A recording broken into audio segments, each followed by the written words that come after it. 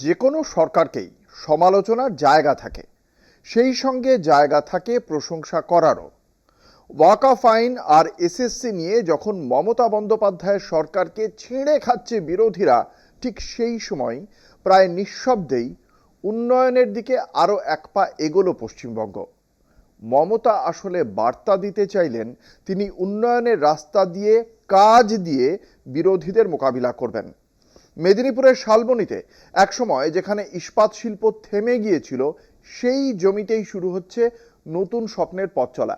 মুখ্যমন্ত্রী মমতা বন্দ্যোপাধ্যায়ের হাত ধরে জিন্দালের 16,000 কোটি টাকার তাপবিদ্যুৎ প্রকল্প, 2টি 800 মেগাওয়াটের ইউনিট, কর্মসংস্থান, পরিকাঠামো আর উন্নয়নের আশায় এখন মুখিয়ে শালবনীর মানুষ, যারা অনেক দিন ধরে অপেক্ষায় ছিলেন এই দিনটার জন্য।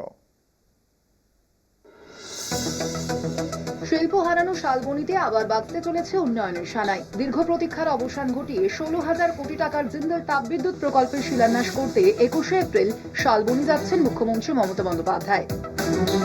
2008 সালে সজ্জন জিন্দালের ইস্পাত কারখানার স্বপ্ন থমকে গিয়েছিল শিলান্যাসে আসা মুখ্যমন্ত্রী বুদ্ধদেব ভট্টাচার্যের কনভয়ে ল্যান্ডমাইন ব্লাস্টের বিভীষিকায়। তবুও থেমে থাকেনি রাজ্য সরকার। বছর করে পেরিয়ে আজ সেই জমিতেই ফের জেগে উঠছে নতুন স্বপ্ন। এবার তাপবিদ্যুৎ কেন্দ্রের হাত ধরে সেই পতিত জমিতেই তৈরি হবে 800 মেগাওয়াট করে 2টি শক্তিশালী তাপবিদ্যুৎ কেন্দ্র, যা নতুন কর্মসংস্থানের সম্ভাবনা ও উন্নয়নের বার্তা নিয়ে আসছে জঙ্গলমহলে। জমিদাতাদের চোখে মুখে এখন উচ্ছ্বাস। অনেক দিনের পরে, অনেক চেষ্টার পরে আমরা একটা আশা পেয়েছি। মুখ্যমন্ত্রী নিজে যখন শিলান্যাস করছেন, উনি কথা দিয়ে কথা রাখেন, আমরা এটাই জানি, বা আমাদের কাছে একটা প্রমাণ আছে। আমরা চেয়েছিলাম ছোট্ট একটা কারখানা হলো হোক, উনি সেটা করেছেন। সেই হিসাবে আমরা চাইছি উনি যখন করছেন, এবং সজ্জন জিন্দাল নিজে ঘোষণা করেছেন আমি বিদ্যুৎ কারখানা গড়ব। স্থানীয়দের মুখে আশার সুর। অনেকটাই আশার আলো দেখছি আমরা। যদি পাওয়ার প্ল্যান্টটা হয়, তাহলে এলাকার অনেক বেকার যুবক যারা এখনও কাজ পায়নি, তারা কাজ পাবে।